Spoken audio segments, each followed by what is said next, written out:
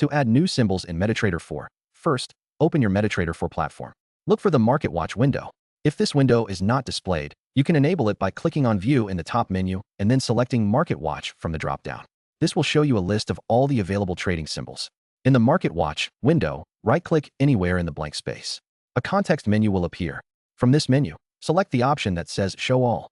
This will automatically display all the available trading symbols from your broker.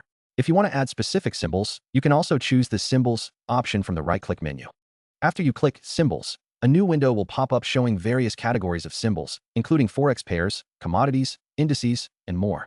Browse through the categories to find the symbols you wish to add.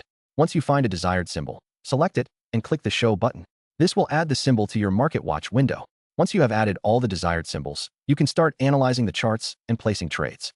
Keep in mind that the symbols available may vary depending on your broker and your account type. Make sure to check regularly for any new symbols that your broker may offer.